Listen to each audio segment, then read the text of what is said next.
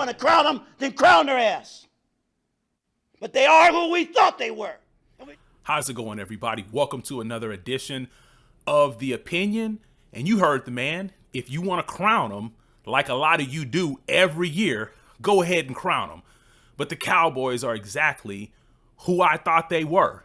And what I mean by that is that, well, first of all, before I even get in there, Cowboys lose in the first round to the Green Bay Packers, 48-34. The game really wasn't even that close, as many of you know now. Cowboys didn't even score until the game was 27-0, and then at one point the game was 48-16. Cowboys made up some points at the end, but those were mostly just garbage points. Packers were playing prevent defense, mostly just trying to keep the clock running. And like I said, the game really wasn't as close. But like I told you before, the Cowboys are exactly who I thought they were. And really, did I pick the Cowboys to lose this game?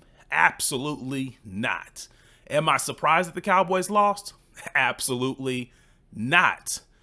And really, when you start to dig into things that I'm going to go over here in this video, you will understand why you should not be surprised that the Cowboys lost. The only thing you should be surprised about is that the Packers were up 48-16, because I don't think they've been up on anybody all season by that margin. I'd have to go back and do my research on that one, but I don't think we've seen the Packers in the last 2 years have a lead over somebody quite like that. 48-16, especially of all people, the Cowboys, who were on a, I believe, 16 or 17 game winning streak at home as well. But why I'm not shocked that the Cowboys lost this game, because when you look at the Cowboys schedule and you look at the teams that they played, the teams they beat and the teams they lost to, and the teams they played close games with, the Cowboys often beat up on the weak. They beat up on the teams that could not fend for themselves, almost like a bully picking on a little kid that's half his size, almost like an 8th grader picking on a 4th or 5th grader,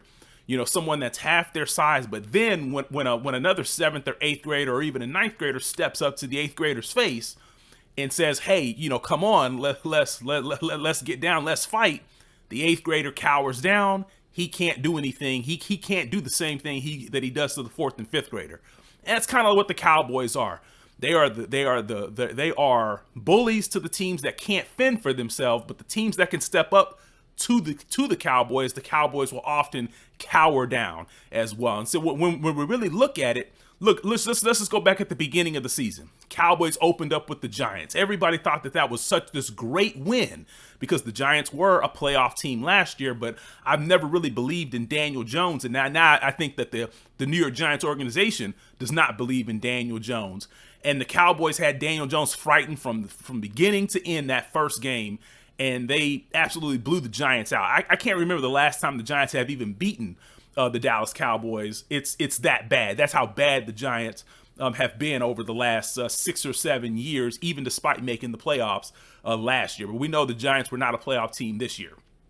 Second game of the year, played the New York Jets at home.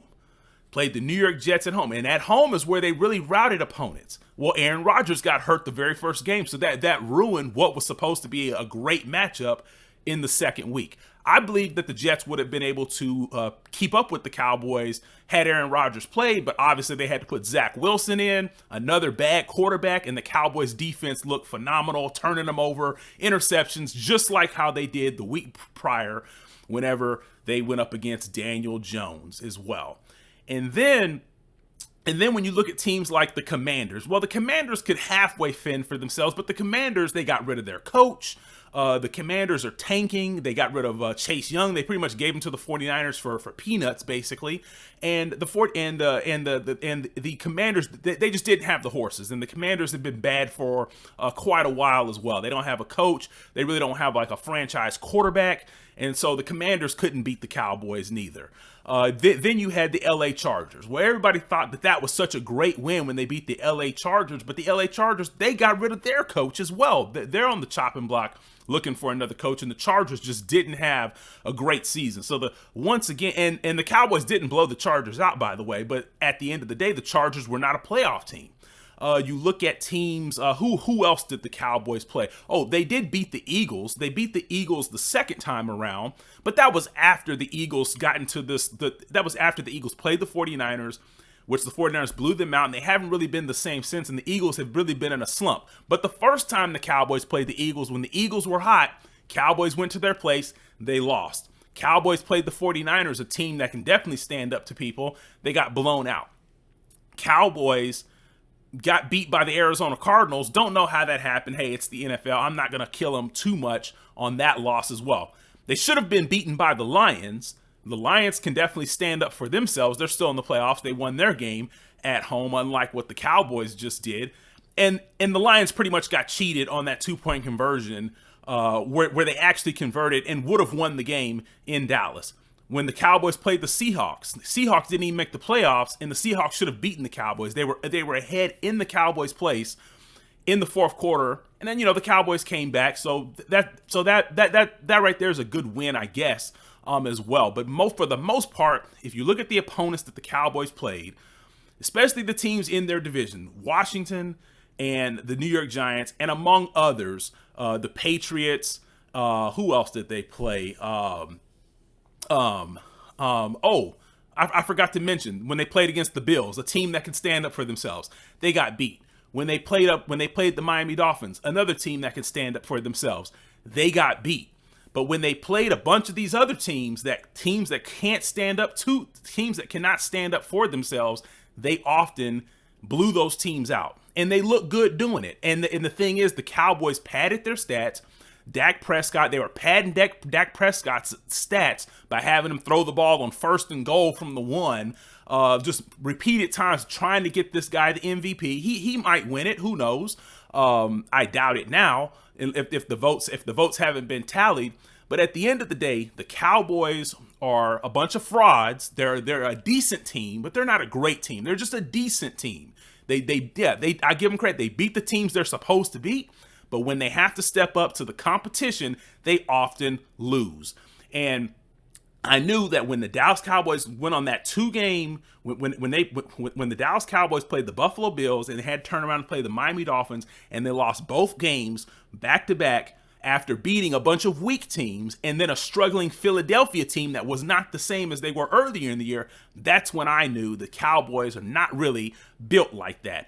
And the thing is, Cowboys fans, you guys are going to have to make a decision because you do this every year. Dak Prescott gets on a little bit of a roll versus a bunch of weak teams, and you talk about how great he is and he's our quarterback and this, and then he gets to the playoffs and he has the performance that he has, and now you guys are saying, well, you don't like Dak Prescott. You need to get another guy. He shouldn't have paid him all that money. You need to pick a side. So if you don't like Dak Prescott, you need to stick with that even when he's playing well, because he's obviously showing you that he's probably not the guy to deliver the goods for you as well. You need to pick a side when it comes to the coach. So you can't be hopping back and forth. And this is why a lot of people rag Dallas Cowboys fans, because you guys get your hopes up. It's almost like that circle. You start the season, you start beating up on weak teams. Now you start listening to the Skip Baylesses and all these people on ESPN talk about how great they are. And then, but the evidence is there that every year when the Cowboys play against the good teams, they lose, and then they get to the playoffs and they get beat. So it shouldn't be a surprise that the Cowboys got beat. Maybe how they got beat and how much they got beat by, but it shouldn't be a surprise that the Dallas Cowboys got beat. So at the end of the day, hey, I'm thrilled that the Cowboys are out of here. We don't have to talk about them anymore until next September. And then we can start this process all over again, just building the Cowboys up ultimately when they ultimately fail once again.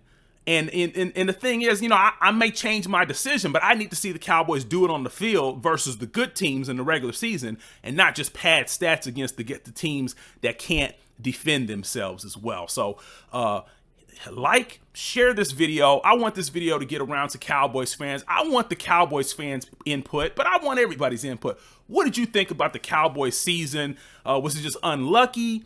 Were the Cowboys too overconfident? Is Green Bay really that good? I don't know. I guess we'll find out next week when they have to go up against the San Francisco 49ers. But at the end of the day, the Cowboys are frauds once again.